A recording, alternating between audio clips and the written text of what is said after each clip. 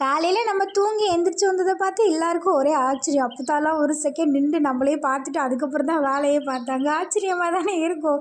இன்றைக்கி நான் ரொம்ப வேகமாகவே அதுவும் சூரியன் வரதுக்கு முன்னாடியே எந்திரிச்சிட்டேயா. ஆனால் ஒரு மாதிரி வேகமாக எந்திரிக்கிறது கூட பாசிட்டிவாக நல்லா தான் இருந்தது. காலையில் தூக்கம் வராமலாம் இல்லை, பசிச்சிருச்சு. அதனால தான் கொஞ்சம் வேகமாக எழுந்திரிச்சிட்டு ஃப்ரெஷ் ஆகிட்டு பால் மட்டும் எனக்கு எடுத்துகிட்டு அத்தைக்கும் அப்பத்தாக்கும் டீ போட்டு கொடுத்தாச்சு. கோழி அடை வைக்கிறதுக்கு அத்தை முட்டை எடுத்து வச்சுட்டு இருந்தாங்களா, அதில் நம்ம லைட்டாக நெயில் பாலிஷ் மட்டும் அடையாளம் மாதிரி வச்சேன். ஏன்னா இது வேறு கோழியோட முட்டை, அடை வைக்கிறது வேறு கோழியில்.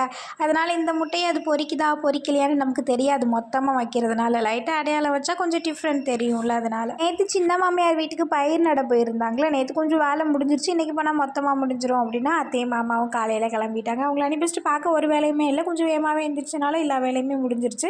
பசிக்குதோ பசிக்கலையோ டைமுக்கு நம்மளும் சாப்பிட்டாச்சு.